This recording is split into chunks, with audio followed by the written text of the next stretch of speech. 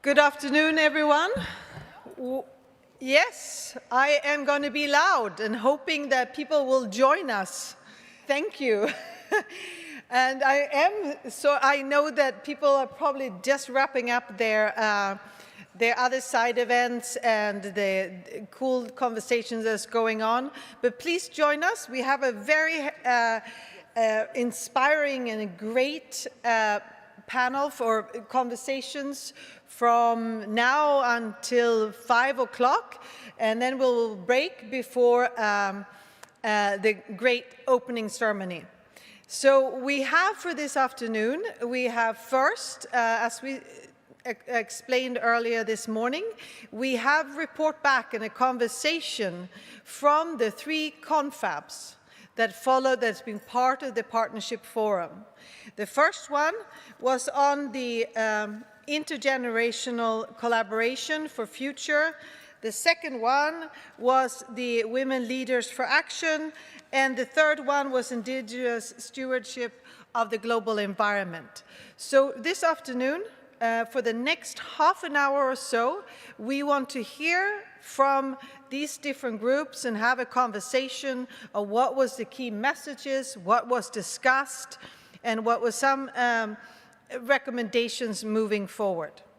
Following this conversation, we are very pleased to have a very exciting event where we will all learn about the inclusive GEF Assembly Challenge Program winners, and then we will have our CEO to come and close and give his final remarks.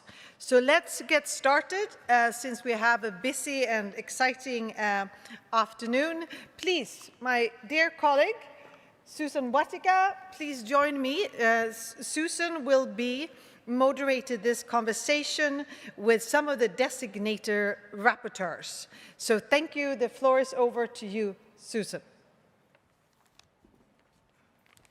Good afternoon, everybody, and welcome back.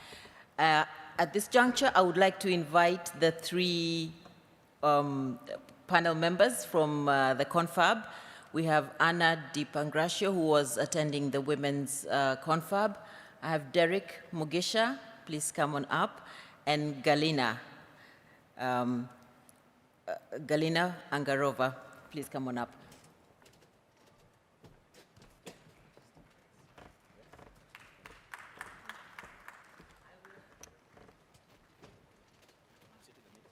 So, yeah.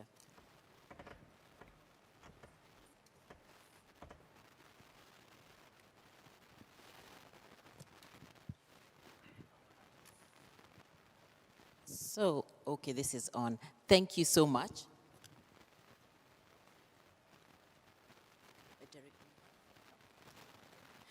Thank you. And as was just mentioned, we have all spent the morning and part of the afternoon at the 3 confab. And these 3 panelists in front of us have kindly agreed to give us briefly the takeaways from the confabs that they participated in. So I have right next to me, I have Galina, no, I have Anna. Anna Di Pangrascio she's with the UNCBD Women Caucus, and she's also with the NGO FAN from Argentina. Welcome. Next to her, I have Derek Mugisha. Derek Mugisha is the coordinator of Jibin Uganda. So he's from Uganda. And then next to him, I have Galina Angarova, who is an indigenous woman from Siberia. So I will ask you 2 questions, really, and you could take them both at the same time. So the first question is, what were your 2 key takeaways from the session that you attended? And followed after that would be the question, what are key messages or recommendations for the Assembly going forward? I will start with you, Anna. Yes. Anna. Thank you so much, Susan. I was part of the session on women's leadership in environmental action. And what was discussed is that there are positive things going on, mainstreaming of gender at the GEF. Implemented agencies have policies in place on this issue. There are concrete outcomes for women on the ground. They are being benefited, as well as the environment, from a series of projects. But there is a huge missed opportunity. It is small scale, short term, without meaningful data and indicators to measure the outcomes. It needs more attention and support. And in that sense, a challenging issue that that was stand out was that how do we scale and ensure sustainability of funding and of the positive outcomes from projects, especially for small grants and community-led initiatives. In many cases, support for projects, especially small grant projects implemented by women and community leaders, do not receive enough sustained funding, which leads to grassroots leaders to continue implementing initiatives and activities with their own resources, with their own effort in a voluntary manner, which is a violation of human rights. So our main recommendation and hope is that for this assembly, that we need more funding for women to continue doing the great work that they do on the ground and to continue to realize global environmental benefits, including through the unique opportunity of the adoption of the Global Biodiversity Framework Fund in just a few hours here in Vancouver. And secondly, participation is not the same as true representation and meaningful engagement. We need to ensure the recognition of the role that women play in tackling the triple planetary crisis that we are facing, support women on the ground, women in the grassroots, and organizations that work closely, directly with them, that know them. We ask government to establish a dedicated fund in the Global Biodiversity Framework Fund for women and community-led environmental projects. Properly recognize and pay women who are major agents of change. So let's not miss this historic opportunity that we have. Thank you. Thank you. Thank you very much, Anna. I will now turn to Derek and ask you the same questions. Basically, what were your two key takeaways from the session that you attended, which was the session on youth? Further, what key messages or recommendations did that group come up with for the assembly? Derek. All right, thank you. I attended the session of youth, young leaders who are already, doing impactful work in their communities. And the voices of the young generation are really very strong. There are very strong recommendations. At some point, I feel left out. So I'll start from the issues, actually. They feel left out. Some of them are running out of energy because they do not have the exact inclusion that they anticipated to have.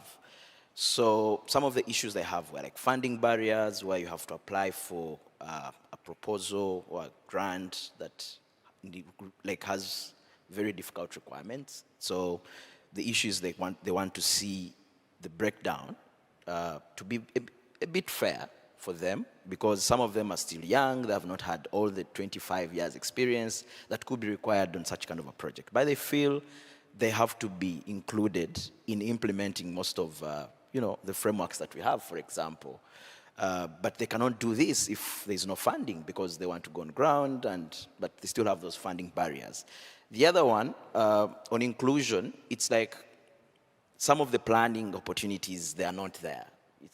So the frameworks, some of them are not inclusive of youth, or you find that they only invite youth to tick boxes. You just have to make a statement and say, youth were included. So that's kind of a barrier that they still feel they are not yet included. They want to sit on the table. They want to be part of designing processes. They want to be part of implementing. They want to be part of fundraising as well. So those are some kind of like issues that were coming up. But some of my key takeaways were youth are asking for partnerships.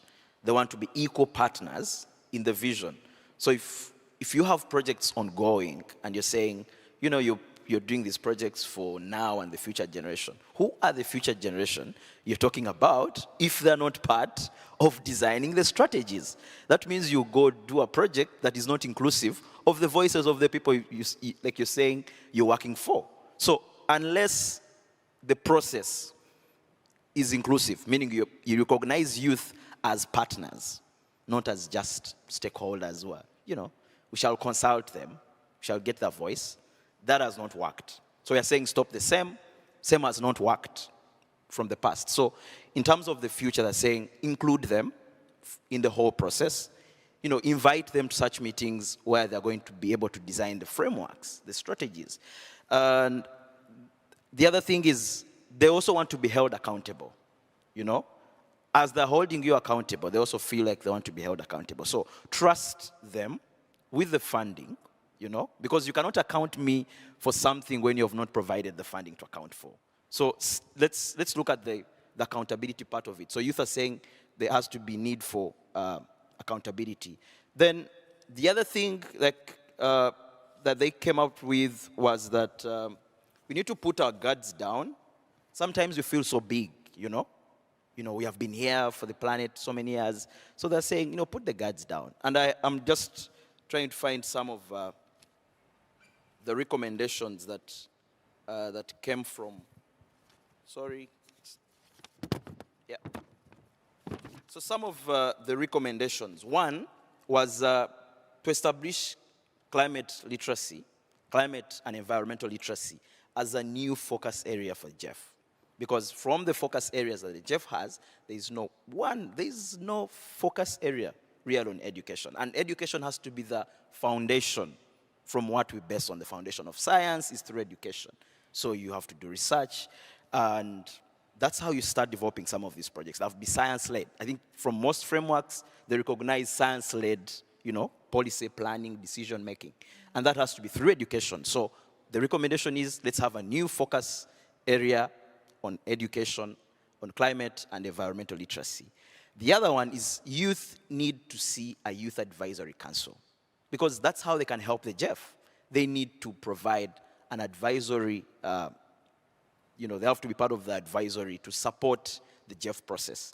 And the other one is also they're asking the GEF and the GEF Assembly to have a clear youth engagement strategy that has an integrated approach. It means all the things I've talked about: co-create together, work together, partner together, implement together. So that's a kind of an approach they're talking about. The other one is they're asking for mentorship, learning, and maybe a micro-grant platform where they can be able to access, you know, youth-led funds, grants, you know, that speak to the reality of the youth situation. Because, you know, you don't expect them to have $1 million co-financing to do a project. You get it? They don't have this money. So if you have systems that have a micro-grant platform for youth to access funding so that they can be able to implement some of the projects they're working on. And then they also want capacity building projects to be out there. So don't only talk about direct species conservation projects or, you know, restoration projects, but also think about capacity building. Because through capacity building, it helps you mobilize other people, you know, throughout the implementation chain. The other one is they're asking you to understand the obstacles. We have had years and years of youth, you know, complaining, asking for the space, but no, there's not been a study, you know. So they're asking the GEF and the GEF Council, the GEF Assembly, please try to support a study that maybe can identify what are the youth issues. That's what you can mobilize them from all communities, all countries and regions, so that you have a clear understanding of what they're going through. Because even if we are like 30 of us around, not so many of us, but there are other voices that we need to have included into this.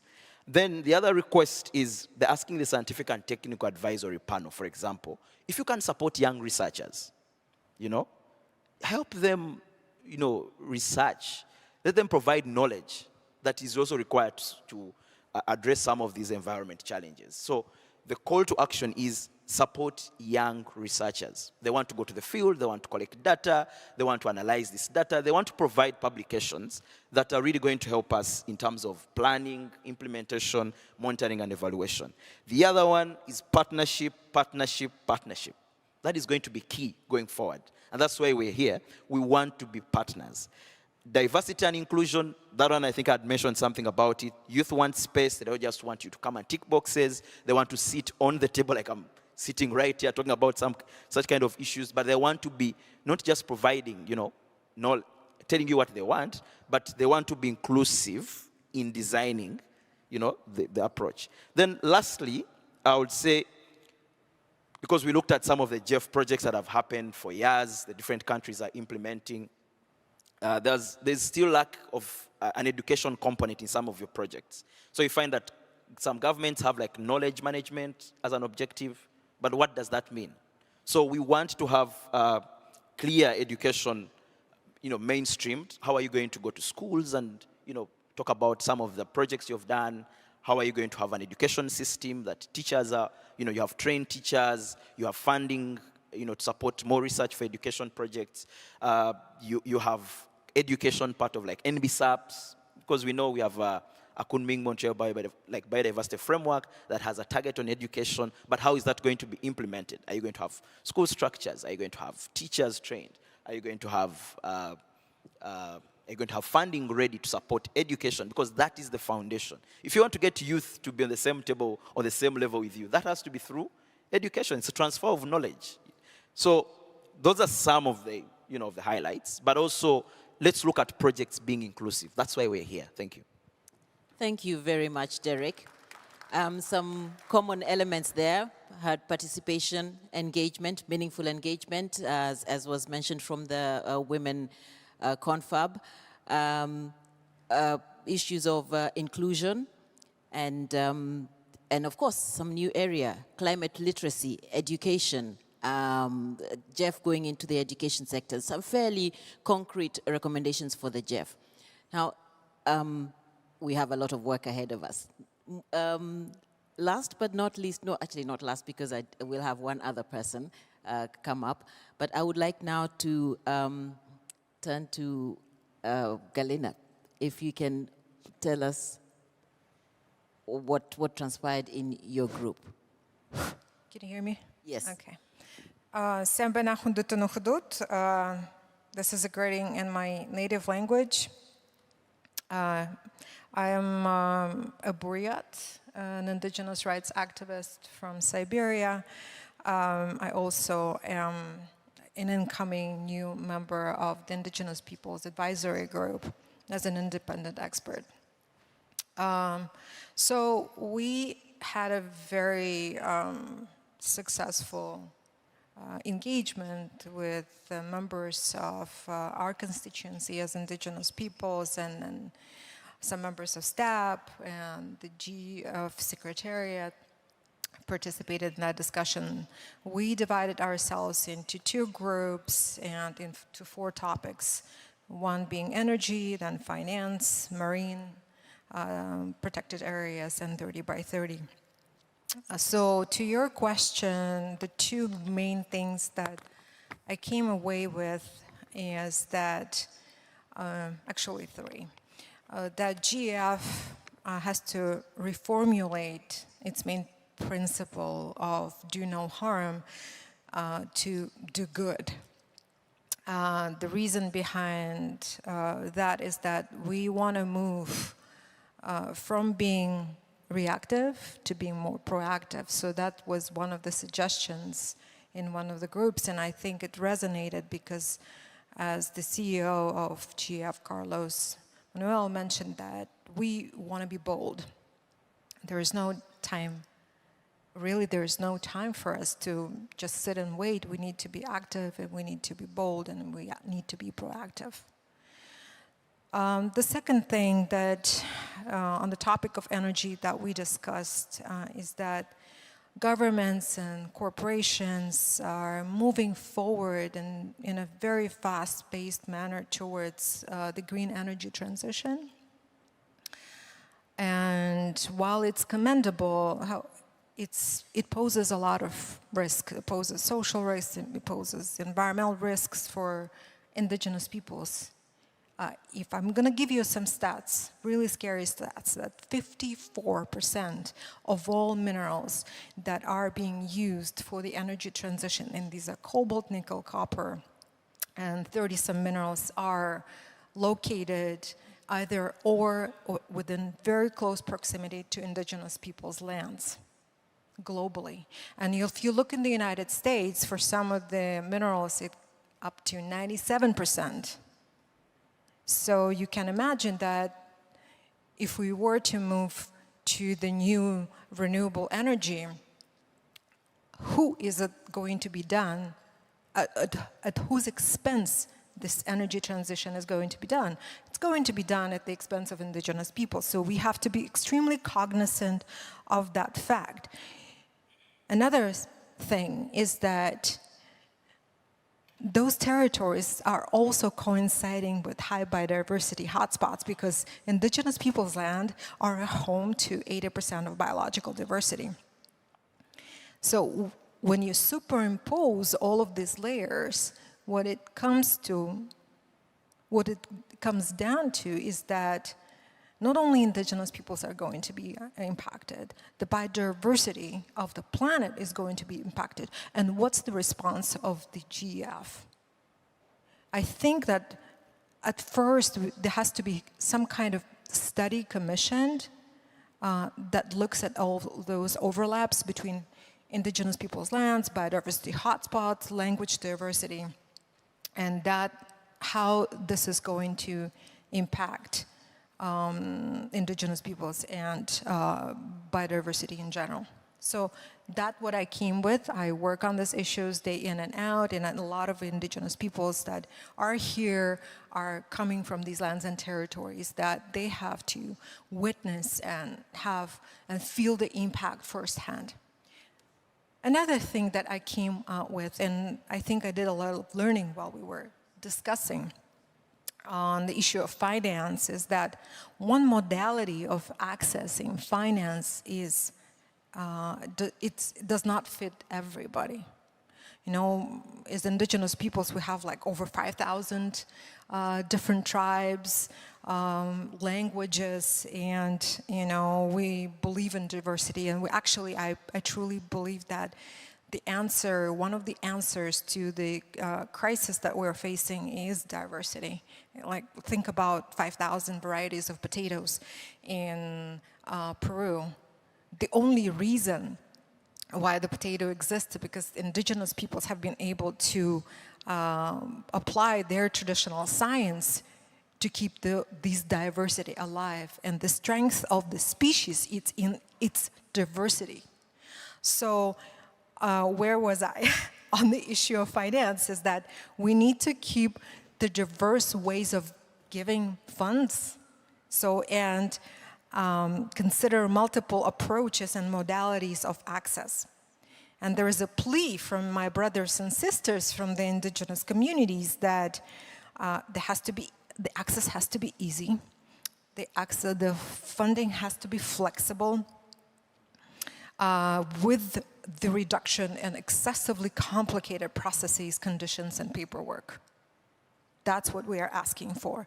Indigenous peoples and local communities also have to have the right to choose their own intermediaries. They have to say, so when we're talking about FPIC, when we're talking about self-determination, what we mean that we have to be present at every stage of decision-making, including the initial stages, right?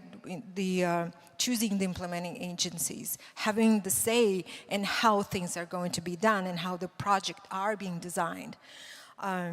So to us, the ICI, the Inclusive Conservation Initiative, is a really good example, but it is a first step. Let's think about other modalities.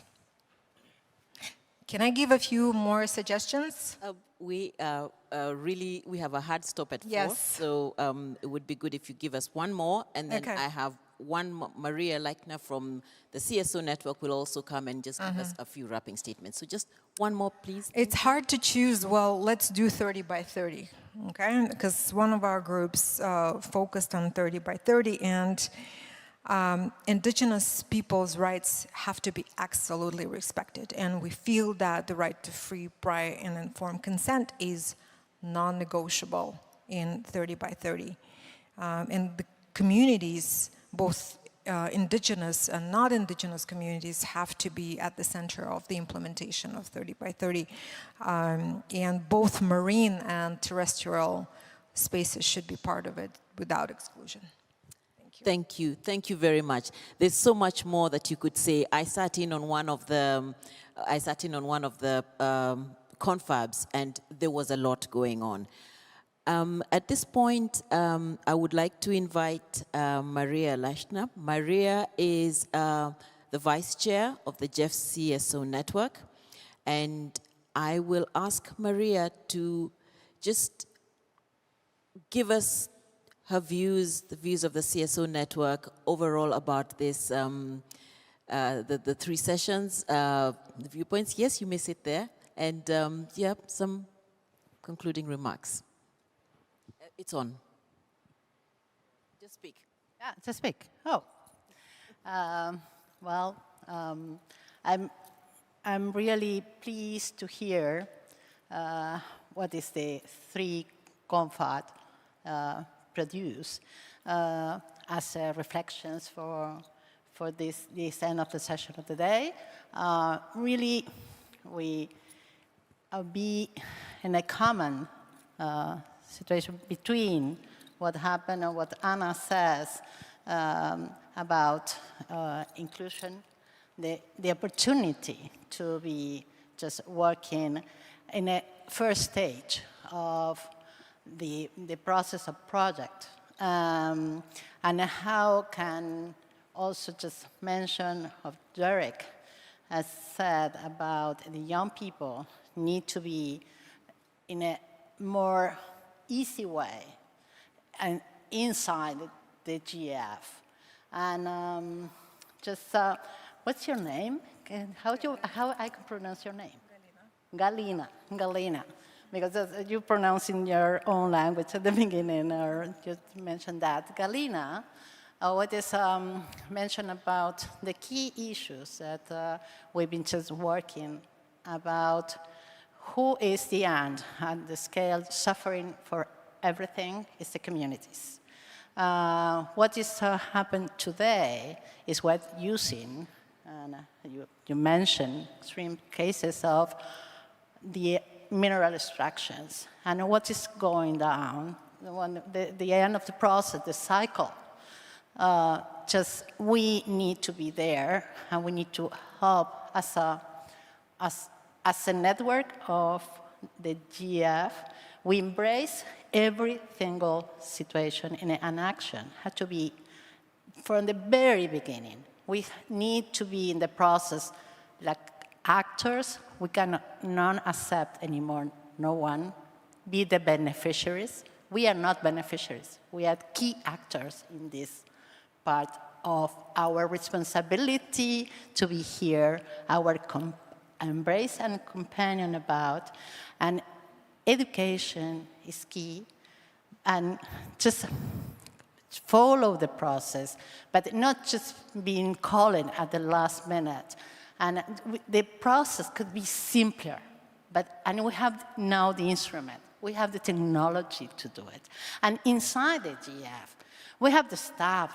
The staff is a very good system to work with. We have the scientific advisory team group. It's just a key situation that we can just be supported by them.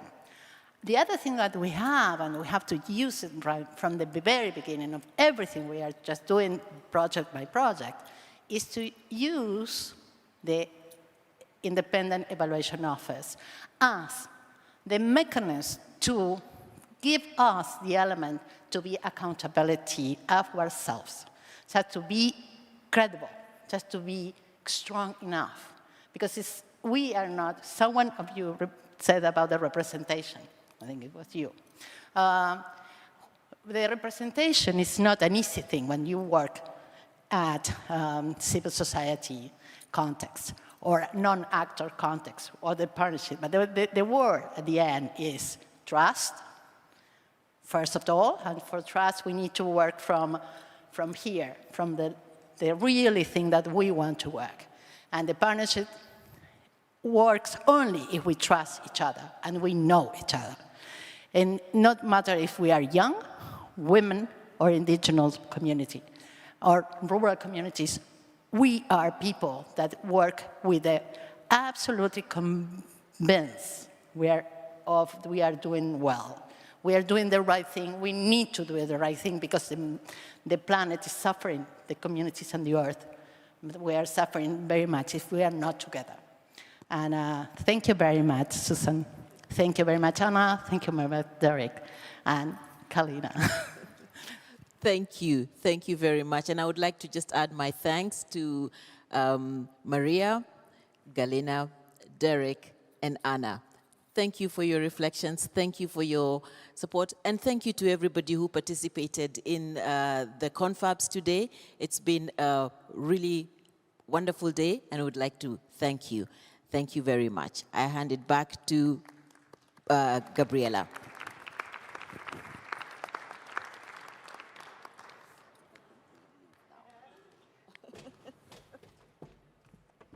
Here she is. Thank you so much for this great takeaways. And yes, you're looking at me? Yes? So thank you so much for this great takeaways. It's very hard, as we notice when we are at this big assembly with many side events, to hear and to be everywhere. So coming together like this and really coming together with the different perspectives what happen in these very important three confabs, and also the reflections from the CSO network is super powerful. And we all know that, that many of these conversations are, while we've had them for long, they're always as springboards to new things to do. And that's what I take away. A lot of things have happened, but a lot of things we need to do moving forward. I know that so I would like to thank the panelists and Susan, and I wish that you now stay here in the audience because we have a very exciting next 2 sessions coming in front of us. So I would like to thank you again. Thank you. Thank you. Thank you.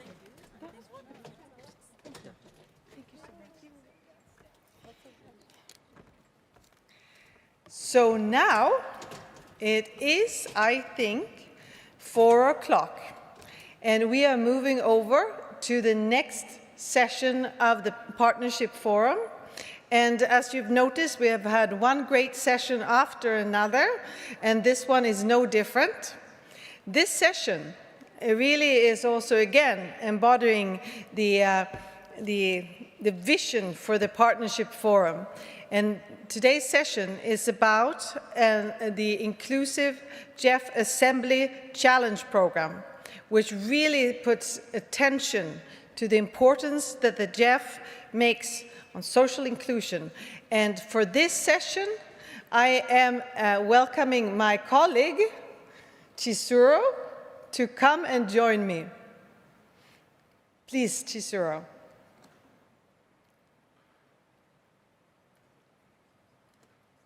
We are actually on time, I think, which is great, which means that we have 45 minutes to hear all of the great work that is happening with the challenge program.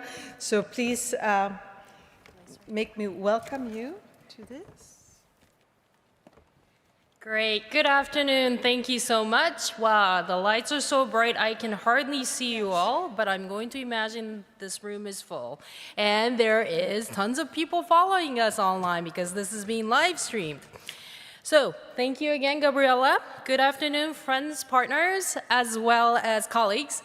Welcome to the Inclusive GEF Assembly Challenge Program segment. So let me open my brief introduction by really highlighting what this program is about. And today I know you've all been talking about how to engage with the non-state actors, what are the opportunities, and what can the GEF do about this. So for the past 14 months, since June of last year when we had the GEF Council in Washington, D.C., we have been working with the Canadian partners to build and launch a new idea, because we knew that the assembly was just around the corner. So the new program, the Inclusive GEF Assembly Challenge, is focused on directly supporting innovative, on-the-ground actions of civil society, indigenous peoples, local communities, women and girls, youth to tackle the climate, pollution, and nature crises. Also, beyond supporting the initiatives on the ground, we wanted to build in this whole notion of building a network, the global platform, so that we can learn from each other and among the winners, but also for the GEF network as a whole to have an opportunity for cross-learning as well as generating lessons learned. So the fundamental idea of the Inclusive GEF Assembly is to help make the assembly more inclusive in participation for ideas and also pushing for action.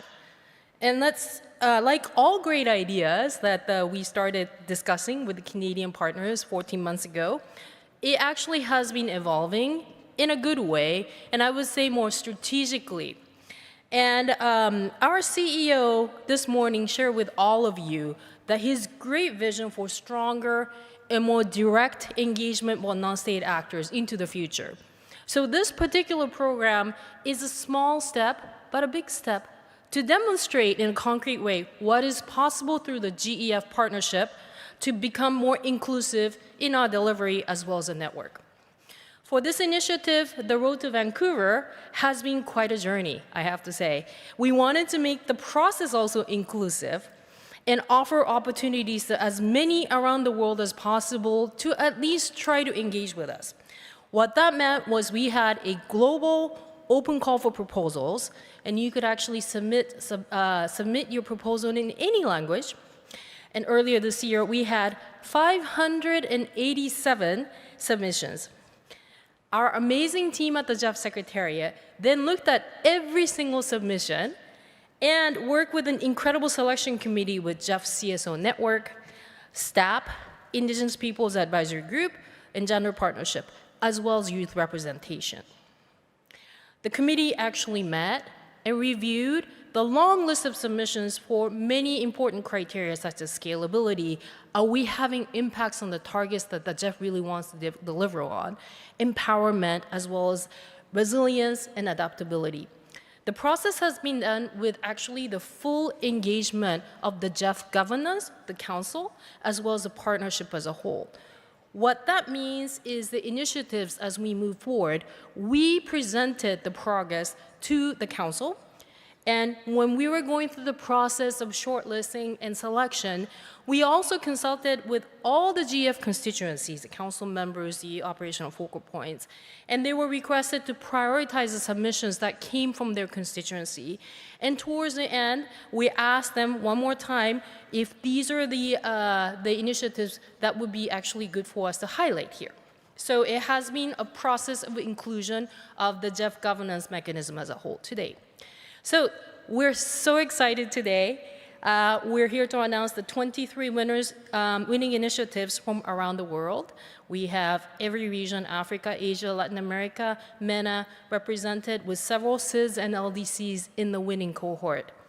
So with that, it is with my great honor that I request Assistant Deputy Minister Peter McDougall, representing our assembly host, as well as an incredible Canadian partner, to offer his opening remarks and to also announce the winners. Thank you.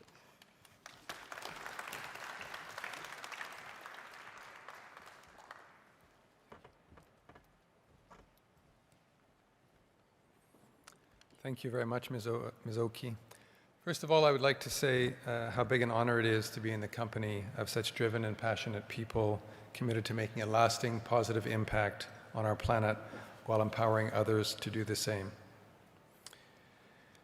Le Canada est fier de son partenariat avec GEF qui remonte à 1991. Nous partageons la même vision des choses, à savoir que les problèmes auxquels notre communauté mondiale est confrontée sont fortement interconnectés. Cela nécessite un leadership trisectoriel où les secteurs publics, privés et à but non lucratif travaillent ensemble pour faire avancer les choses sur les questions environnementales critiques auxquelles nous sommes confrontés. Both Canada and GEF know that we owe it to generations to come to leave the planet healthier than how we found it. Canada has been proud to work alongside the GEF to bring this challenge program to fruition because as a country, we are proud of our diversity and believe in the power of community-led solutions to tackle today's largest challenges. And because at the end of the day, we know it is the most vulnerable communities that bear the consequences of today's environmental crises, and that's all the more reason for them to be equipped with the right tools, networks, and resources to mitigate and build resilience in today's changing climate and environment. And if we are to be truly inclusive, this means reducing barriers. The Inclusive Challenge program is unique in the ways it did just that, from simplifying the application process and an inclusive approach with a selection committee comprised of experts who understand the needs of diverse communities, to engaging at GEF constituencies to ensure local and regional perspectives were considered throughout the process. With that said, I'm so pleased that it's now time to announce the winners of the Inclusive GEF Assembly program. Enjoy. I direct your attention to the screen. Local action from community groups and civil society organizations drives transformational change for a better future for all. Grassroots organizations are key to safeguarding precious ecosystems and the richness of our biodiversity.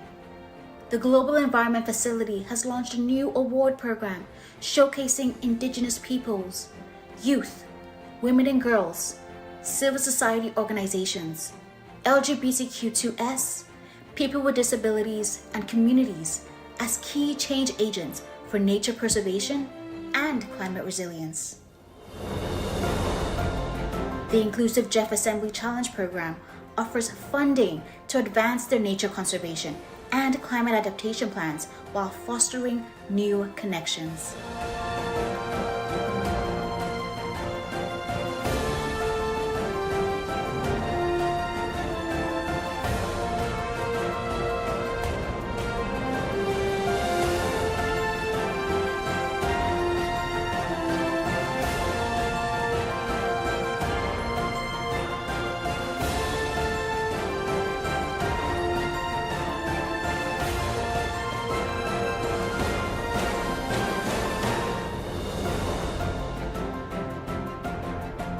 You ask people who actually spend hours, months to develop solutions to actually help themselves, their families, and their communities, it is never a waste of time, energy, or money.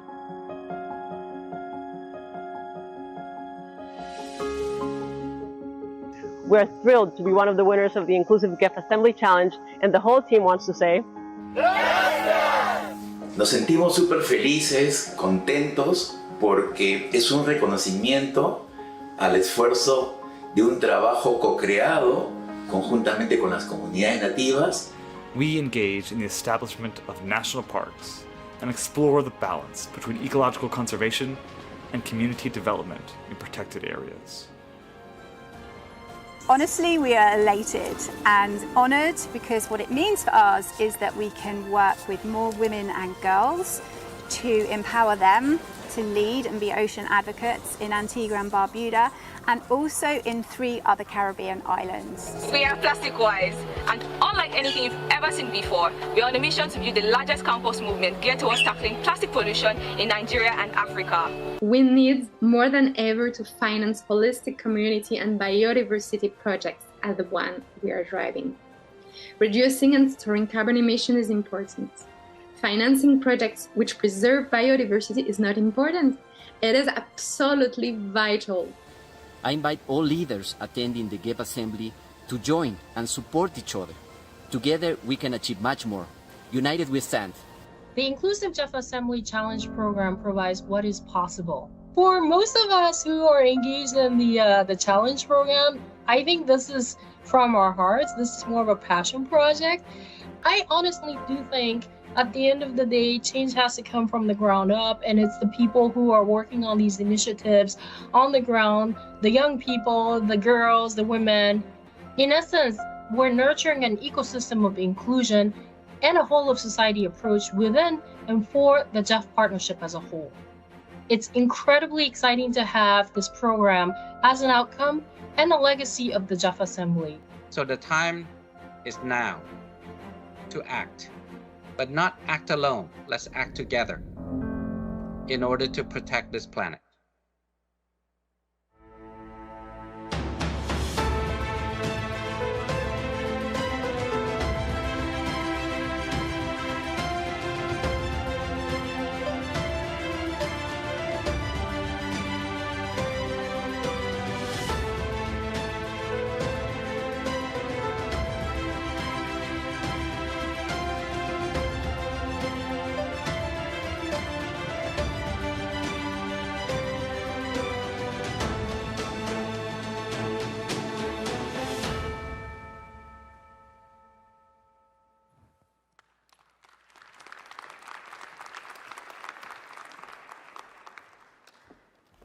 I hope you enjoyed the video, and thank you so much, Peter. So now we have a great segment.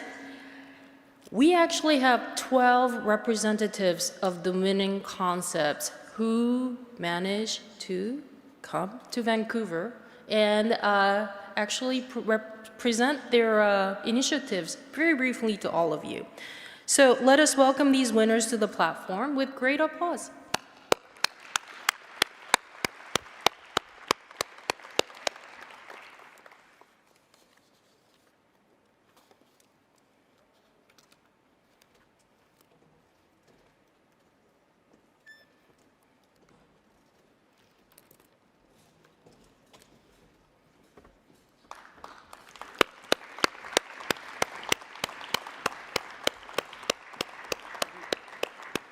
To stand up.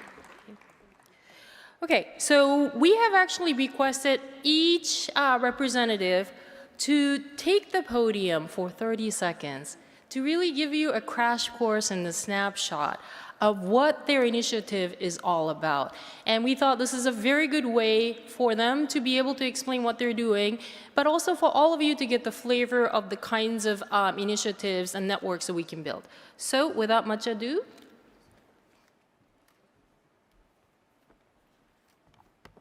Hola, my name is Katy de la Garza and I represent Forever Costa Rica. Forever Costa Rica is an NGO and a conservation trust fund that was created to support the government to meet the Convention on Biological Diversity goals.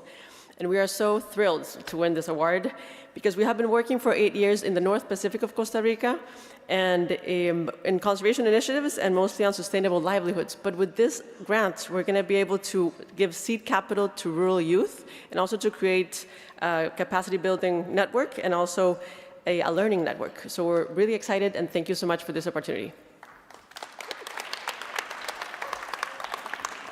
Hello, good evening. My name is Kevin Lunzalu. I am the coordinator of the Kenyan Youth Biodiversity Network, which is a chapter of the Global Youth Biodiversity Network. In Kenya, we work on 4 main pillars of action, which is policy advocacy, ecosystem restoration, awareness and education, and marine action. And for the GEF Award, by the way, congratulations to all the winners and this inaugural cohort of the GEF Assembly Challenge.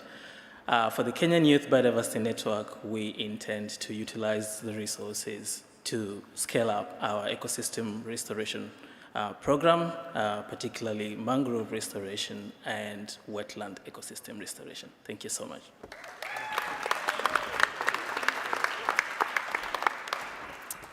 Good afternoon. My name is Eva Schmitz. I actually work for a Netherlands-based organization named Both Ends. We're co-founders and part of a network, the ILED Network for Indigenous-Led Education. which is led by Rutu Foundation, who are one of the winners. Due to late notification, none of our esteemed Indigenous partners could make it, so I'm just here representing them on their behalf. The ILED network is a still growing collaboration of 12 mainly Indigenous organizations with a shared goal to harness the power of Indigenous-led education to enhance resilience and Indigenous communities, particularly Indigenous children and youth. This award is not merely a recognition, it is also an affirmation emphasizing that community-led initiatives are the forge true change. And on behalf of the ILED network and Rutu Foundation, I express our deep gratitude to the Assembly for this recognition and affirmation of this great work. Thank you so much. Hello, my name is Emmanuel Kileli Leyani, and here I'm presenting the Kesho Trust, which is an NGO in Tanzania. And it is a privilege to receive this award, and we are grateful for that. This award will help us support local communities to enhance resilience in climate change through promotion of Maasai cultural integrity, acceptance, and the use of indigenous knowledge of land and natural resource management. On behalf of the Kesho Trust and the entire community that I belong and we serve, we thank GEF for the opportunity, and I hereby accept the award. Thank you.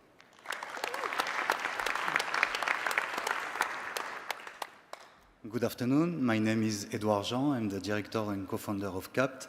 CAPT is a collective of stakeholders planting trees in Tunisia and France. We are a Tunisia NGO acting in the country since 2017.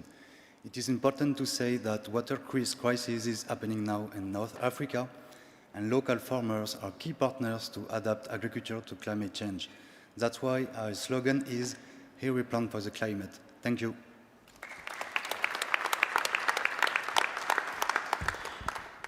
Good evening, everyone. My name is Esther Emmanuel, and I'm a representative for the You Recycle Initiative Africa. We're a youth-led organization using creative educational tools and comprehensive capacity-building programs to address climate change and plastic pollution in Africa. We're connecting young African leaders with transformative tools, programs, and resources that they need to create change and impact in their environment. We're so delighted to be part of the winners of the Inclusive Challenge, and we're confident that with this support, we'll be able to do our work more and scale our resources more effectively and make the world a better place at large. Thank you. Hello everyone, I'm Kat Biles with Adopt a Coastline, and we work with local communities and women and youth groups in the beautiful Caribbean island of Antigua and Barbuda to protect our coastlines. Because when we look after nature, when we nurture nature, we're really nurturing ourselves, our own wellness, our own health. We have an expression, one love, one water. We'd love to give our special thanks to Ruth Spencer, who began our relationship with GEF with a small grants fund in 2018, and Natalia Lawrence in Antigua office of GEF, and everyone at the GEF Inclusive Challenge. This means so much to us to be able to expand our work nationwide over in Antigua and across the Caribbean. So thank you so much. Hola, I'm Theodore Nebiz from Impulso Verde Quespue, a Colombian NGO, and his French partner Yumi. We aim to protect Andean forest on Paramo, which is endemic and mountain ecosystem which provide more than 60% of the water supply in Colombia. We develop with Pasto indigenous community a reforestation program through a network of 16 nurseries. We have built, capacitated, and organized. Since 2016, we have planted more than 1 million native trees, and now we are looking for new partners to scale up our impact. And as we say in Pasto, pai pai, thank you, and especially to the GEF.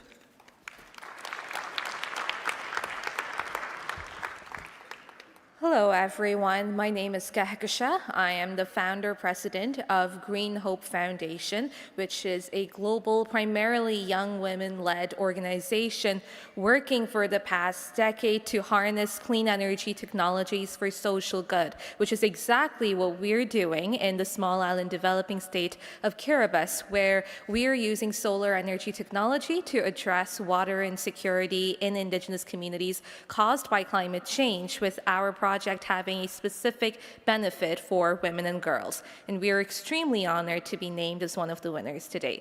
Thank you.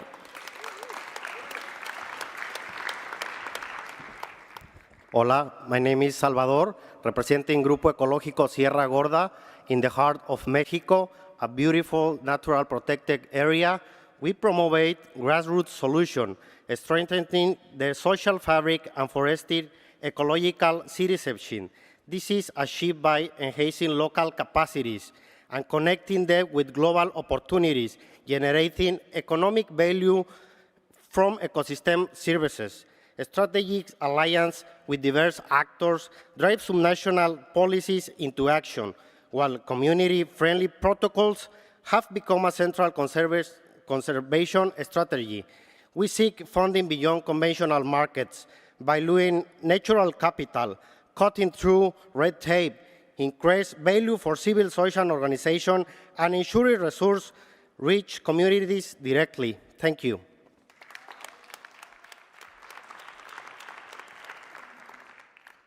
Good afternoon.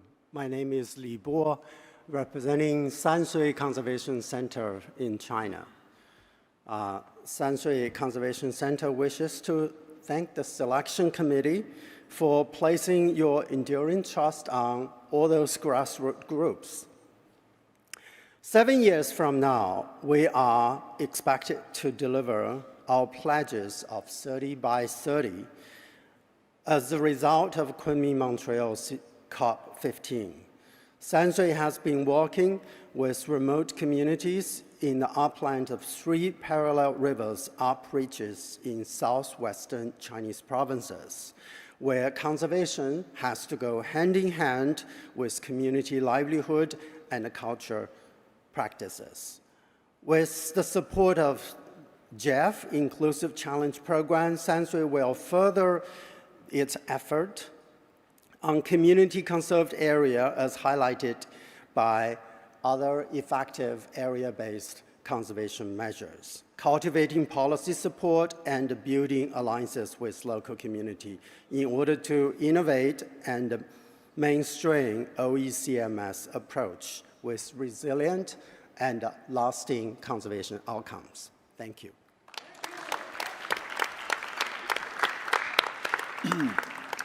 Good afternoon all. My name is Tommy Garnett. I come from Sierra Leone and I'm the Executive Director and founder of the Environmental Foundation for Africa, which was established to inspire the people of Africa to protect the integrity of nature.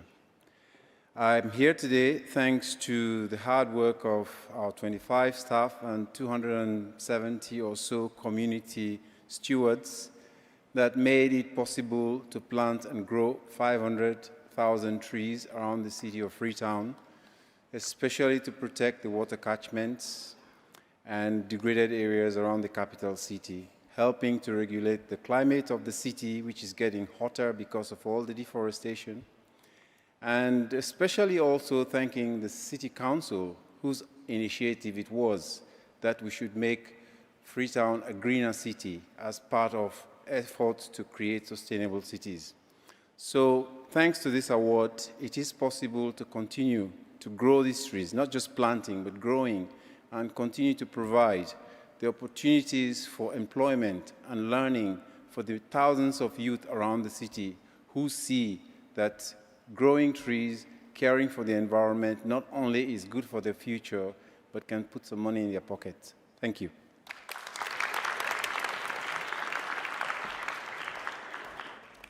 Thank you so much to all the winners and representatives. So we were so lucky to have all of you, 12 of you, come. But 11, we just could not arrange the travel, the visa, and the organization to make it work. I know many of them are actually watching the live stream, So I'd like to take one more moment to congratulate and recognize the 11 that could not physically be here, but they're following this very closely. They're so excited to be part of the network. Belize Wildlife and Referral Clinic in Belize, Fondation pour la protection de la biodiversité marine, it's a FOPRO-BIM of Haiti, Hand to Earth, it's in St. Vincent and the Grenadines, Jeunes Actifs pour le Développement Durable of Madagascar, BaseNet of South Sudan, Just Dig It of Kenya, Celcar of Bolivia, IDER of Peru, Forever Lung Foundation of Ecuador, Songkhla Community Foundation of Thailand, and South Asian Forum for Environment, SAFE India. So with that, I would like to ask for one more round of applause for all the winners physically here as well as following virtually. And thank you so much. And I now would like to also recognize and take this opportunity to express our great thanks to the members of the selection committee. And they actually worked quite hard to go through so many proposals, look at all the comments that came from our constituencies. So we really would like to thank Sano, from the chair of the GEF CSO network, as well as the members of the CSO network, Lucy Mlenke, chair of the GEF Indigenous People Advisory Group, IPAC, Mary Jan Enschel, youth representative that was part of the committee, Rosina Bierbaum, our beloved chair of staff, Science and Technical Advisory Panel, and Karen Bernard, who is part of the Gender Partnership. With that, we now move on to the next segment, which is going to be a conversation on moving the needle on inclusive approaches. So we have an opportunity to hear from two of the winners, Kevin Lunzalu, co-founder of the Kenyan Youth Biodiversity Network, Kati De La Garza from the Forever Costa Rica Association. And I would like to ask Ms. Rosina Bierbaum, the staff chair and member of the steering committee, selection committee, as well as Ms. Laverne Quealy, the GEF operational focal point for St. Kitts and Nevis. And until very recently, she was a GEF council member that was representing the GEF constituency of 6 Caribbeanses. So please.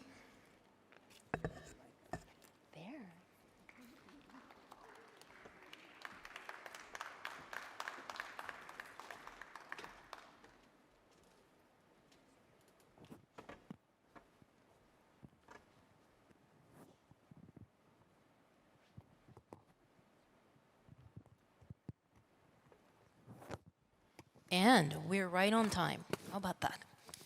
Okay, so this is very exciting. We have about 15 minutes or so, and this is really to discuss, frankly, what does it take to move the needle? I think we've had all day discussions, but I know the 4 of you actually do have very, very insightful comments as well as perspective to share. So let us start with Rosina, our staff chair. So you were a member of the selection committee, and I know you have been working so hard to really think about durability of initiatives as well as how the GEF can take these initiatives forward.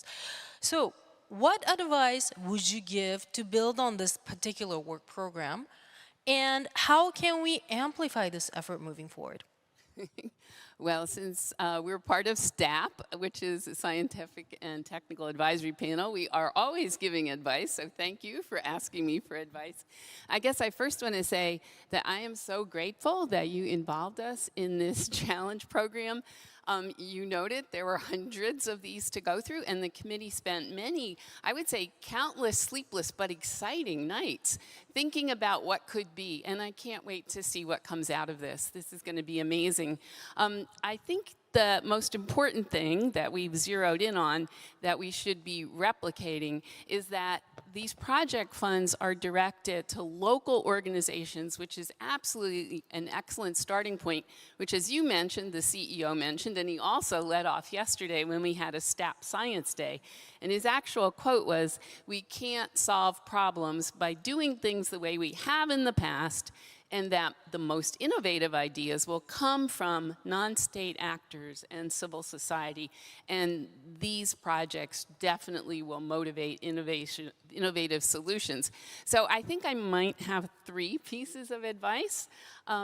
First, we should do it again. We should do it more often.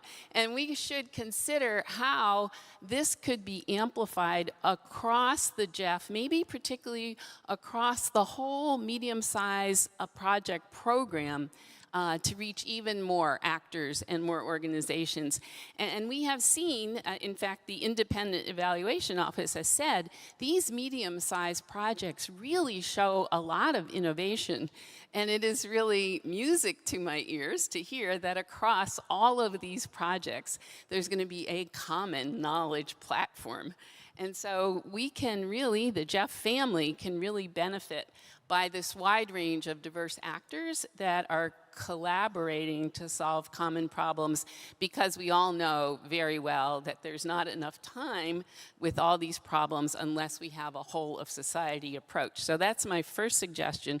And the second one would be, okay, if we can regularize this, let's make sure that the outcome and the learning from all of these projects gets fed into the new and emerging GEF knowledge management platform. We have to learn from best practices, and we might have to learn from failures, but we need to learn what works and what doesn't.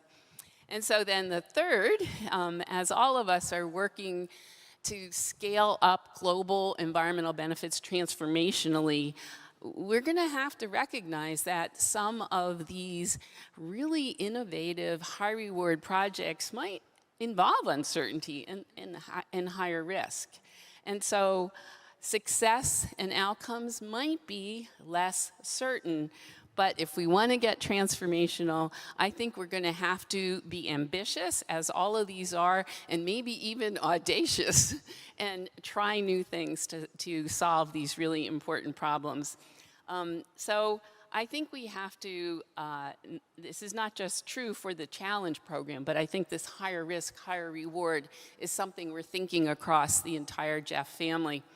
And then those are kind of my 3 pieces of advice. Amplify what we're doing, regularize it, and learn from it, and consider higher risk, higher reward. I do want to say one last thing, though, which I heard in the previous session. As we also went through Science Day yesterday, we heard from the youth and the indigenous peoples panels that success can only come from the co-production of knowledge. And by that we mean with the people on the ground, a true partnership that's inclusive and collaborative. And this Assembly Challenge program certainly, I think, is beginning to catalyze that vision. So I want to offer success to the GEF, but most importantly to the winners. And we expect great things from you. And we know you will be our future leaders. Thank you. Thanks so much, Rosina, and let me just thank you and the staff team for, I have to say this has been a labor of love, and this was not in your work program, I know. And as you said, we spent hours, and really appreciate your advice, amplify, regularize, and really look into the risk profile. And you know, why this is important for us is that we're not doing this particular challenge program in vacuum. This is really, we're hoping to help inform the whole notion of how to do inclusive programming as well as inclusion in the GEF network as a whole. So thank you so much for sharing these ideas. Now, I'm going to look to the winners. Kevin and Kati. Should we start with Kevin? You're the co-founder of the Kenyan Youth Biodiversity Network. Can you please share your perspective on effective engagement with non-state actors like yourself, your organization, and how can we actually engage with you to really tackle today's environmental issues and with the GEF as a potential partner?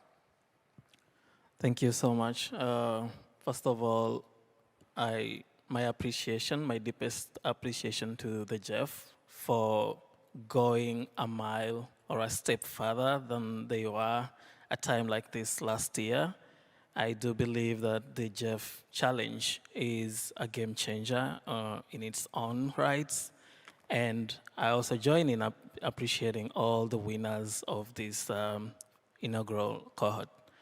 Having said that, I do believe that this question speaks to the position of the non-state actors and what they bring on board, more or less asking about the value proposition of the non-state actors. And for that, I would say that the non-state actors are the best channel to go through if high impact is to be realized, because they connect with the issues. They are at what I would call the ground zero, the level zero. They know the issues better. They face them day to day, but also they're at a juncture position, connecting with other stakeholders, government, private sector. And so they interact not only with the GEF, for those who are already being financed by the GEF, but other relevant role players. And so through engagement of youth, women, IPLCs, and all the other groups that are working on the ground, facing these issues at the forefront, the GEF gets itself in a position where it's able to invest in groups that can help achieve solutions to the issues.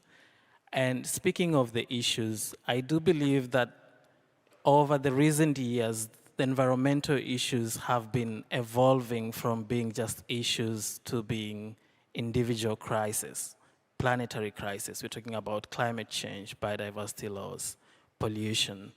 These are issues that many of these non-state actors identify with at a personal level.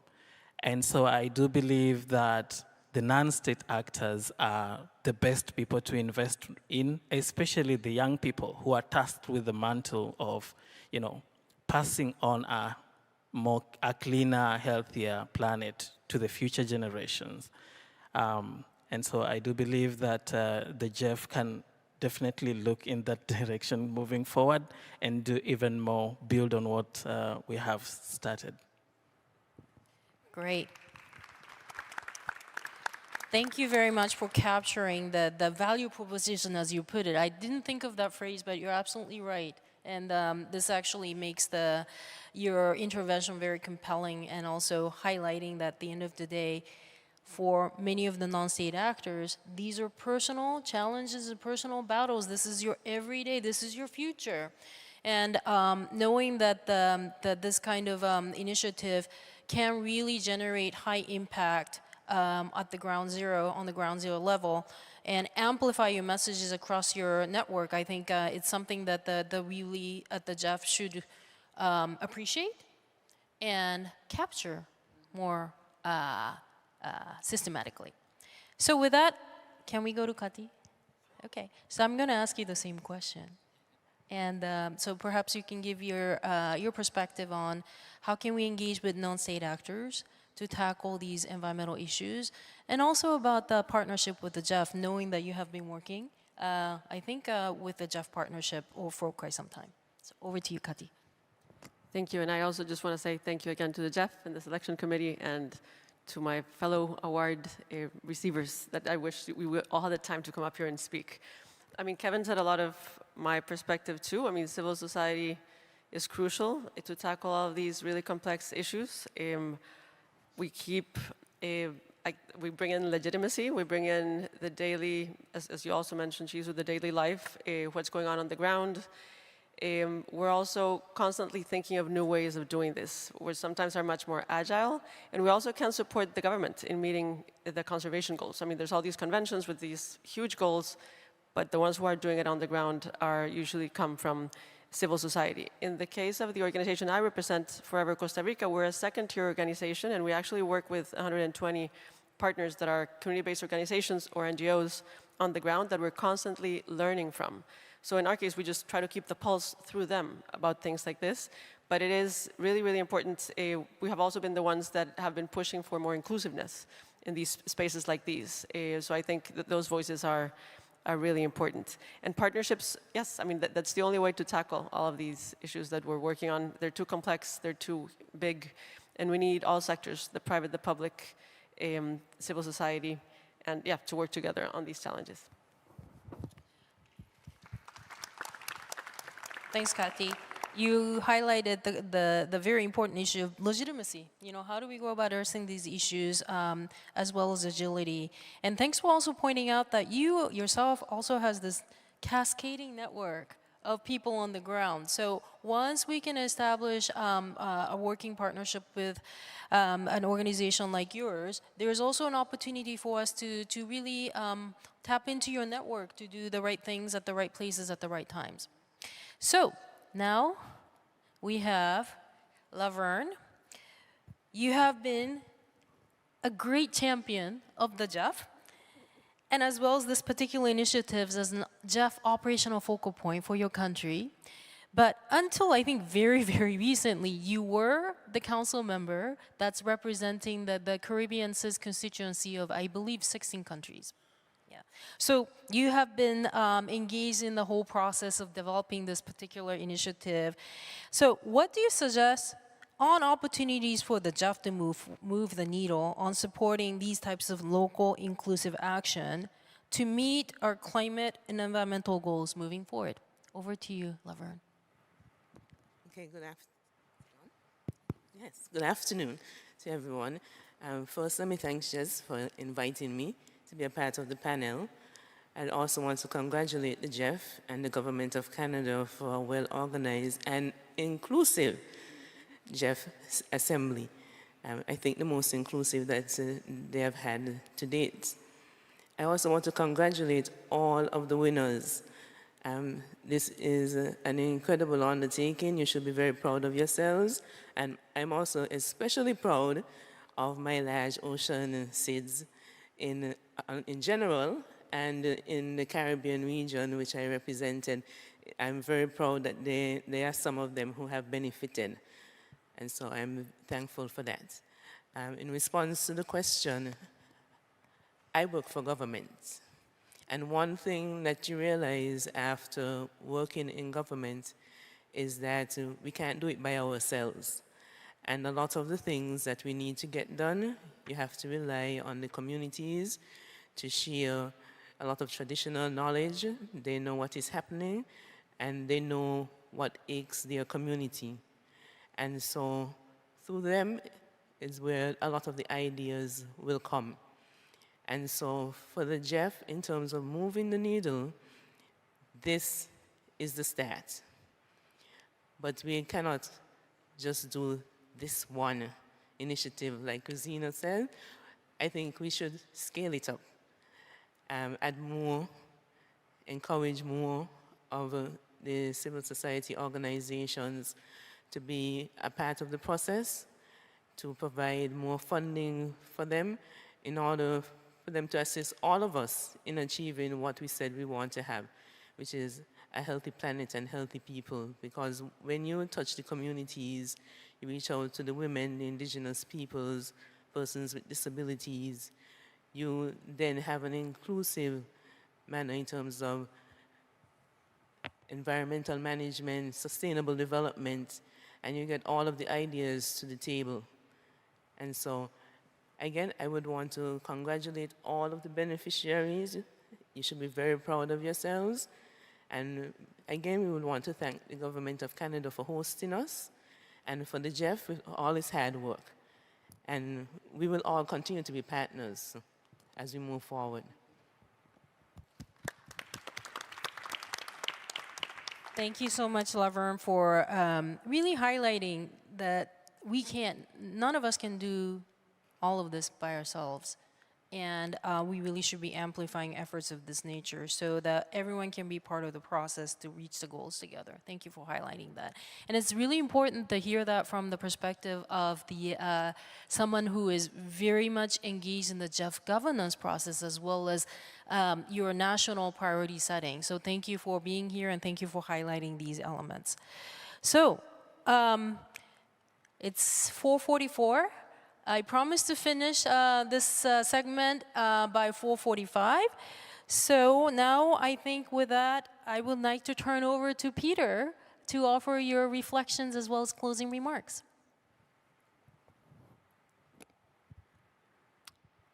Thank you. Listen, I'll be very brief. Really extraordinary set of organizations that have won this prize today. 23 winners, 12 here in person. I'm really delighted to be part of this. The regional distribution across Africa, Latin America, Asia, I think speaks to our shared vision for this assembly more broadly in terms of inclusion. It's important that impactful initiatives have access to funding while protecting the most vulnerable. Indeed, we all know very well that locally sourced solutions based on local knowledge have a greater propensity to work in the long term than solutions that are imposed from elsewhere or developed elsewhere. Not to mention local ownership, which is important if we want south to south and north to south exchanges to solve what is ultimately a global issue. Madame Oki, merci encore une fois de m'avoir donné l'occasion d'être ici avec vous aujourd'hui. Félicitations encore aux lauréats. Quant au GEF, le Canada se réjouit plutôt à l'idée de poursuivre ce parcours d'inclusion avec vous au sein de la famille du GEF. Let's continue our commitment to keeping people at the heart of what we do. Thank you, everyone.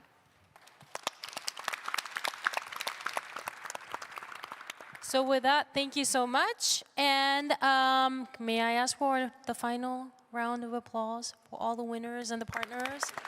And I want to give my shout out to the team that pulled this together and moved mountains. Obviously the Team Canada, but from the GEF side, I really want to acknowledge the efforts by Ladu, Alok, and Miguel, and our comm team. Thank you so much.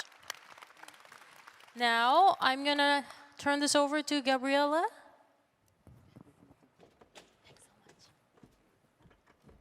Yes, you are. Thank you so much, everyone, and let me join and congratulate all of the winners and move us to the next session of this great partnership forum.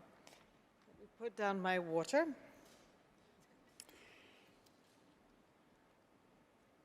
So, what a day we've had today.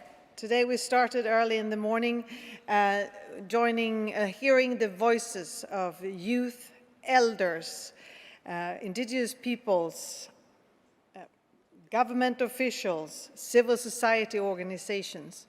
We engaged in great conversations, and throughout the day we have had targeted and more in-depth conversations on the importance of gender equality and engagement and support to women, the rights of indigenous peoples and the way forward, and we've had wonderful conversations on youth. So for me, at least, I feel like we have fulfilled a lot of the expectations of this partnership forum. We've heard the voices, we have learned, we have listened, and we have started thinking about new ways of doing things. So, what could be better than now invite our own GEF CEO, Carlos Manuel Rodriguez, to join me here for some remarks, reflections over the day, and I'm sure also his ideas moving forward. Please, Carlos Manuel, join me up here. Thank you. First, Carlos Manuel will take the floor and reflecting on the Inclusive Challenge program.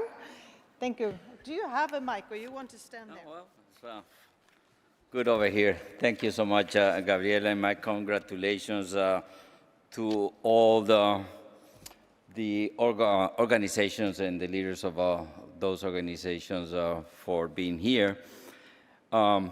You all won this recognition, but I want to also recognize that there were 100 others who really were winners as well. I've been attending GEF assemblies for quite some time.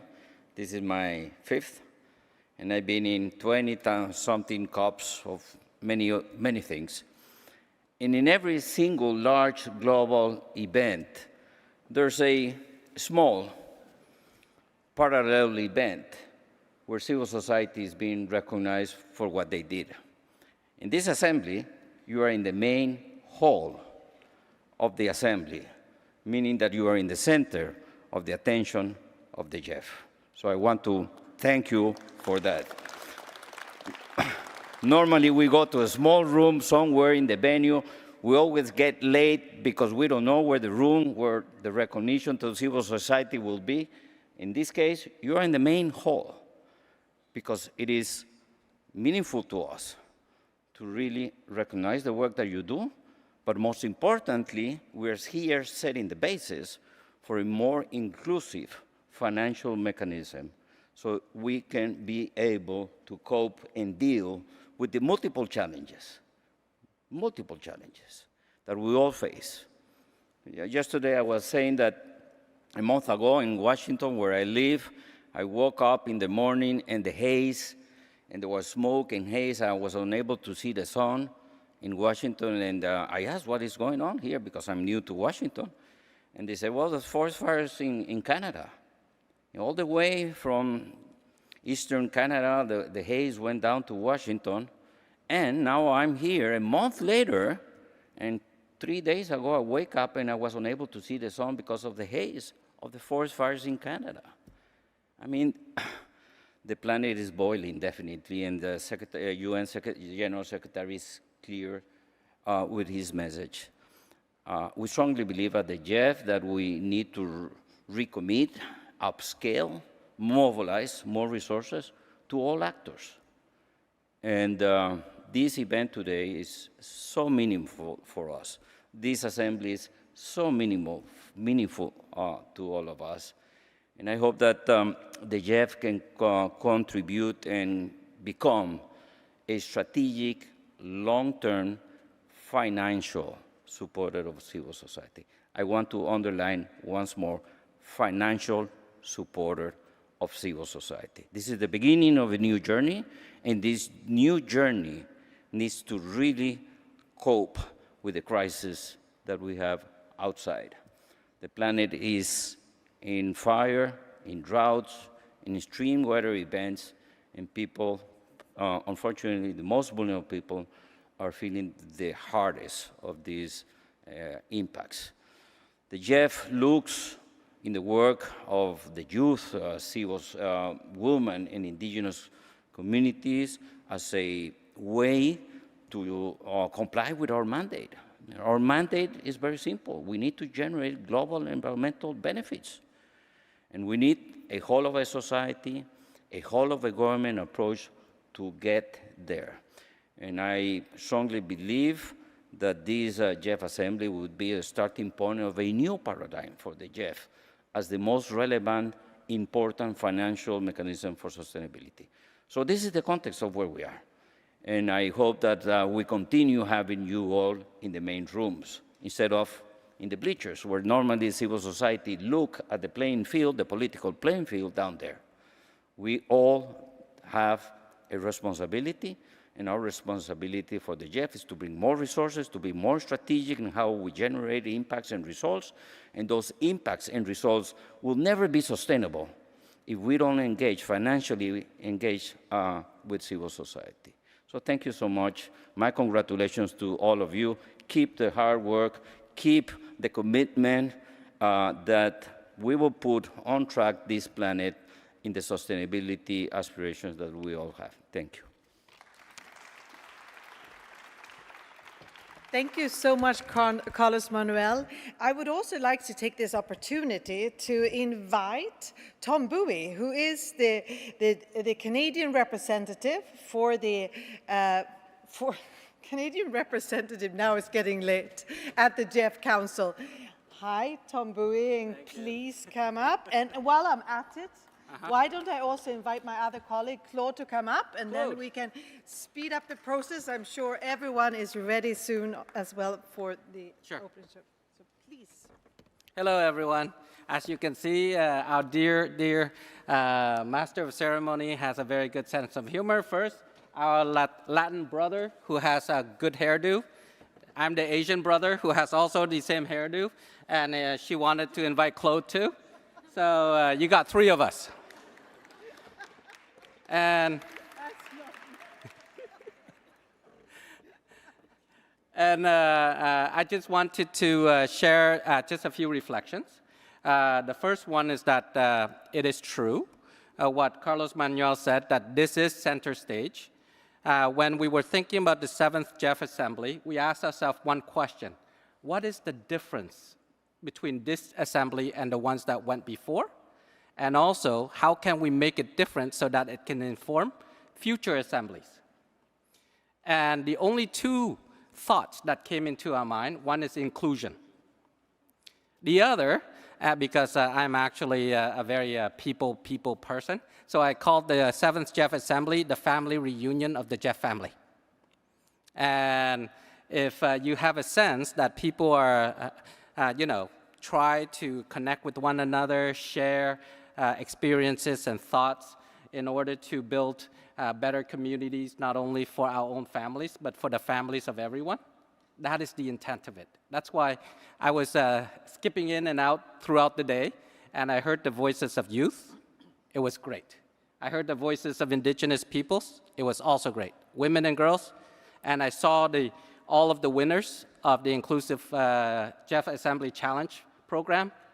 It was awesome to see Maasai, to see so many social entrepreneurs investing their heart, their intellect, their know-how in order to make lives better, not only for others, but for their own families and communities. So that is what this is about. The second thought that when I was listening to everyone and also Carlos Manuel is that, as CEO, he has the absolute right to propose, and me, as the GEF Council co-chair and member, I have the right to dispose. And so he has a very good recommendation, and as council member, I will warmly, let us say, support him in his effort to make civil society, youth, indigenous people, an integral part of the GEF family in terms of delivering global environment benefits.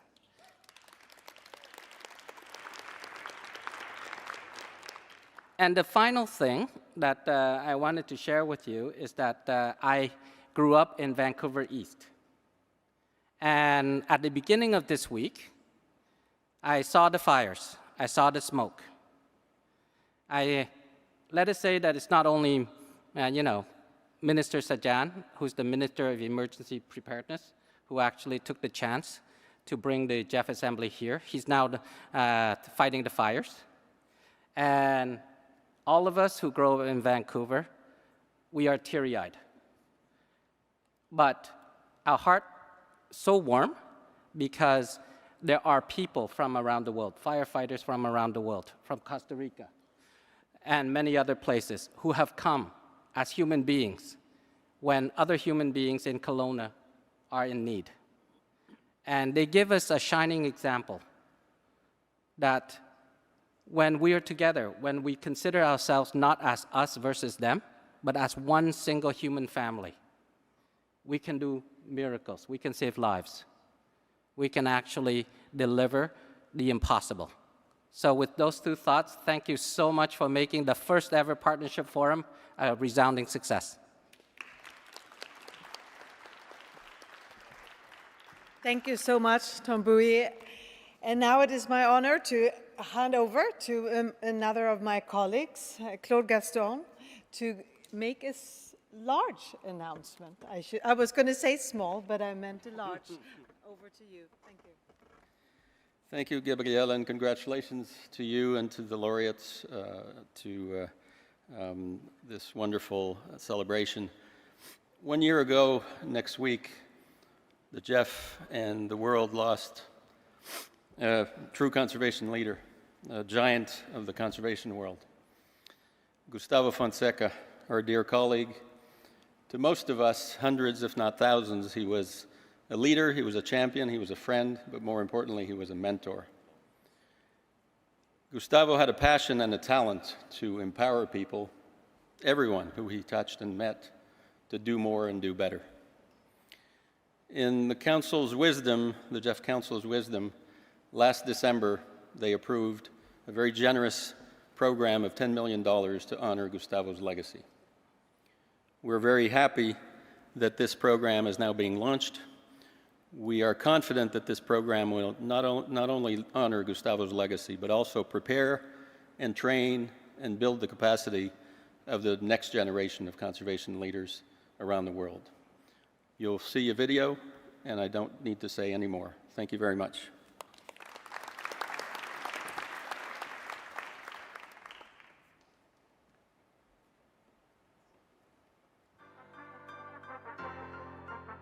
I'm very passionate about the environment. I'm an environmentalist. And I can actually be the voice and make an action. You have a legacy that you leave behind you, and that's what leadership is for me. Young people, we need trainings, we need education, we need empowerment, and we need incubation of our innovations. When we give resources to youth, we are not spending money, we are investing. Young people have made a clear call for change, voicing the need for direct access to funding to support capacity building, networking, and field experience. The GEF has responded to the call with the Gustavo Fonseca Youth Conservation Leadership Program, designed to truly empower youth in the conservation movement.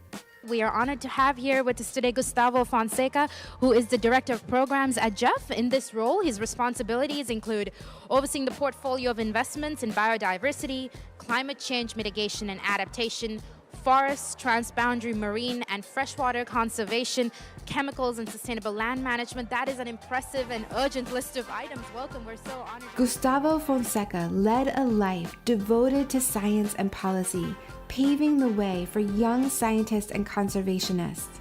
His legacy empowers the next generation. I admire him because he was one of the few tropical scientists who understand the importance of working within the nexus of science and policy. I admire him a lot also as a person that recognizes that one of the biggest challenges that we have today is how do we narrow down the gap within the older generation, the actual generation, my generation who has today the power to decide in public and private sector, with the young generation who feels that our generation compromised their future. What's wonderful with this new fund that's being created is that we are not only honoring Gustavo's legacy, we're also carrying on his tradition of training emerging students and also in providing small grant funds to continue to stimulate the development of a cadre of great future conservationists, not just in Brazil, but really all around the world. I think there is no better honor to Gustavo than the program. The idea is for us to find many Gustavos around in the new generation, and not only in Brazil, you know.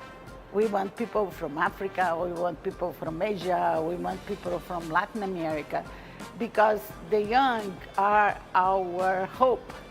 And with these people, I think Gustavo memories will live with us forever.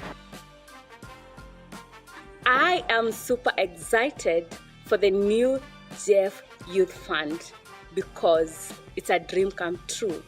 I think every generation hopes that the next generation lives better than they do. Hope is us. Hope is about us playing our role as much as we can. My advice is that, take this agenda, make it yours, because it's your agenda at the end of the day that will eventually determine the future that you will live in.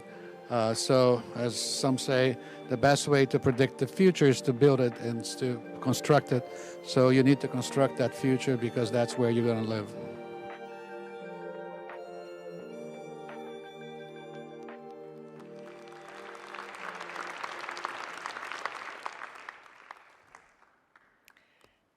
What a legacy.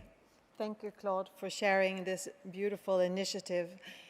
And now we are coming to the absolute end of today, or not absolute end of today, but of this panel. And I would like Carlos Manuel to join me one more time before we move on.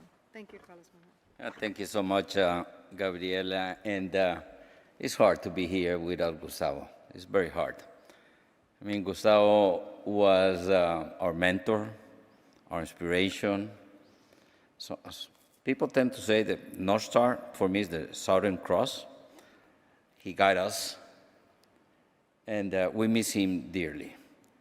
And I'm so touched and moved by the commitment of the GEF Council to don't even hesitate a second when we presented this great idea of setting aside $10 million that will bring other more $1 million of organizations that are already telling us we want to invest in this program, this fellowship.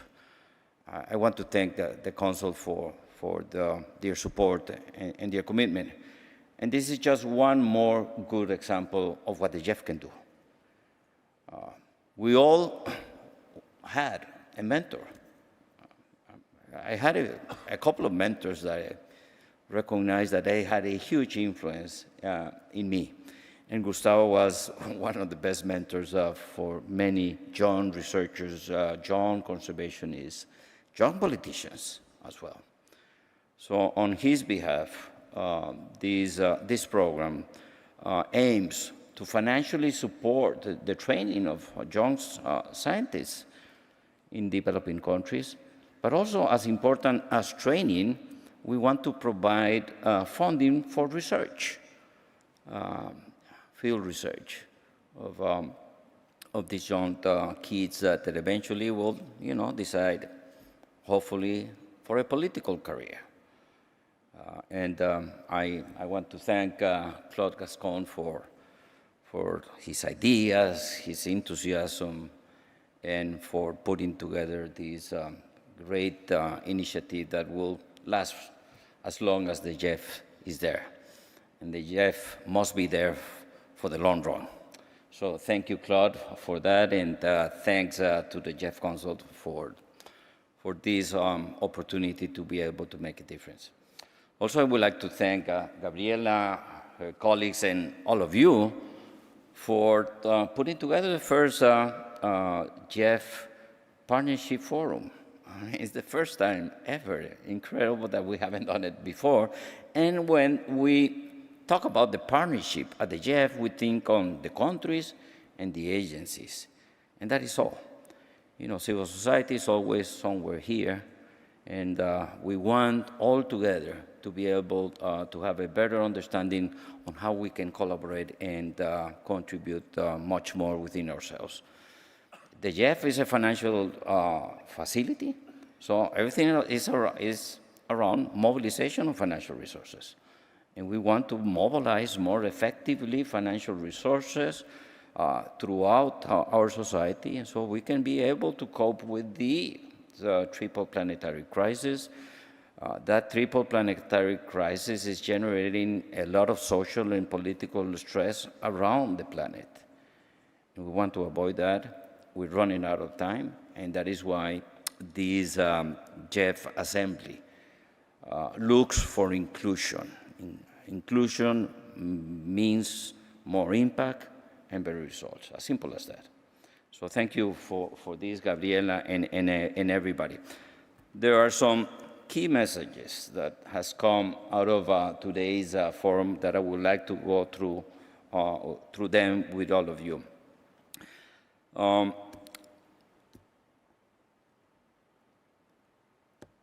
I will say that civil society, more than other groups, really understand the risks of the present and the risks of the future. And in that respect, coming closer to the GEF, being able to work from the bottom up, because at the end of the day, the decisions are being taken by the Assembly, and the members of the Assembly are 186 country members. So the bottom-up approach for the change of paradigm for the GEF is very important. It's not a top-down, it's a bottom-up, and this is one of the, I would say, good elements that we all understand and was addressed throughout the day. We've been working hard in these past months to make this, as I said, a real inclusive assembly. And our aspiration, as I mentioned before, is the whole of a society approach, and that means for a financial mechanism like the GEF that we need to come up with very concrete proposals in the next replenishment process on how that whole of a society approach means for a financial organization. And these are kind of the next steps in terms of following up with this forum. We need to keep this communication and these exchanges so you all understand how the GEF operates. One of the biggest challenges that we have in our engagement with civil society is the fact that civil society doesn't know how the GEF operates, and the GEF doesn't know how to engage with civil society in ways that we can come together with better ideas on how to spread the financial capacities of the GEF. So that is super important. So there's a clear call for more funding, investment in the right place for effective change, and civil society is the one that, give us, in theory, that possibility. Empowering and integrating indigenous people, women, and youth is central to moving the needle of the systemic change. And well, we've been trying to do that systemic change for 30 years. We have done solid progress. Nevertheless, we haven't changed the global tendencies with respect to the loss of biodiversity, pollution, and climate change. We want to reduce the bureaucratic barriers and processes to access funding to key actors in inclusion. I mean, I heard many times civil society, not in this assembly, but in many other forums, saying that we need direct access, we need simplified systems. Well, we can work on that. But also we need to understand that two things are really important for the GEF in terms of accessing resources. One is the quality of the products that we aim and look for. And quality requires some complex processes and proposals. Building capacity, which is something that I heard during the day, is one key element.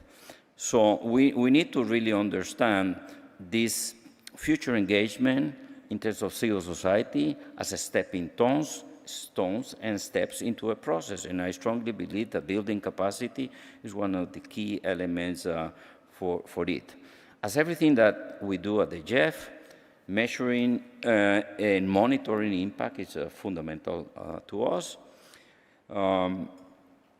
We embrace the intergenerational leadership and responsibilities, and these are things that needs to be addressed.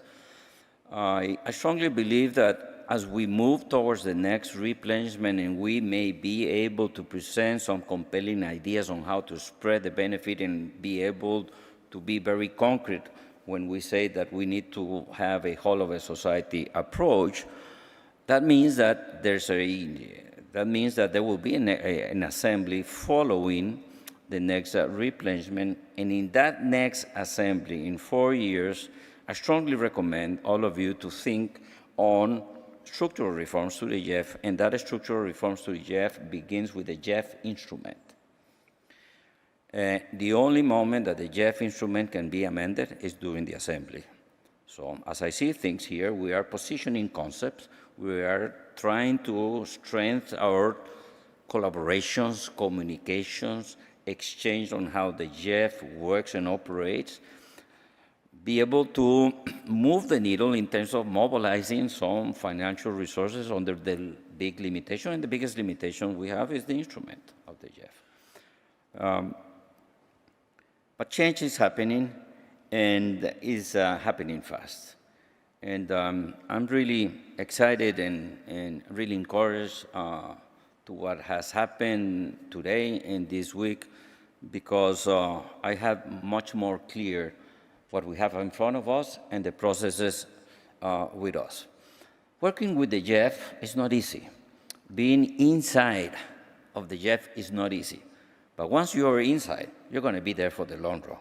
And I want to leave you with this message because it's very strong and compelling. Here we are taking decisions that I hope many of the young people attending this forum will remember in 30 years. In 30 years, I'm not going to be here. But I know that what we are planting today is something that will generate a groundswell movement whereby you all, the young kids of this planet, will remember the starting point of a process. I remember many starting points. I was part of the youth movement in Rio 1992, and I was like you all, complaining about the system, presenting ideas, arguing that we are not part of the process.